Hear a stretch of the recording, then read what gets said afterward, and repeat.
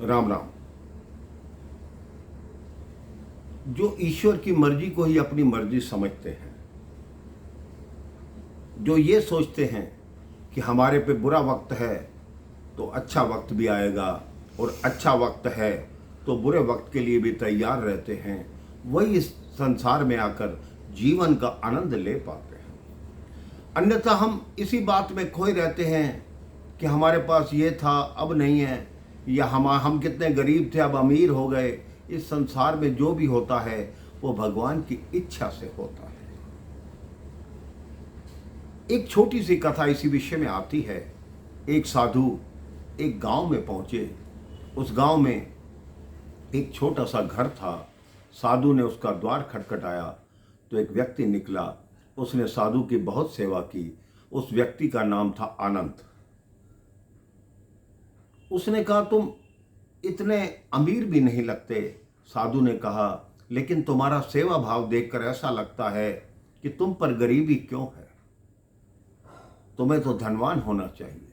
तो आनंद ने बोला, ये तो ईश्वर की देन है, जैसे ईश्वर रखेगा हमें वैसा रहना है। ये वक्त है तो ये भी नहीं रहेगा, वो आएगा तो वो भी नहीं रहेगा। ये संसार तो ऐसे ही चलता रहेगा।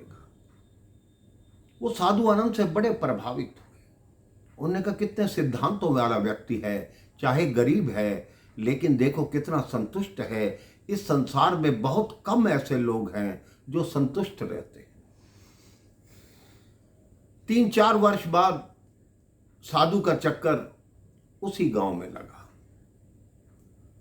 तो उसने देखा कि उस घर की जगह बहुत बड़ा बंगला बन चुका था। उसने कहा, आनंद तो बहुत गरीब था, हो सकता है वो बेच गया। तो फिर द्वार खटखटाया, देखा तो आनंद ही बाहर आया। साधु महाराज खुश हो गए।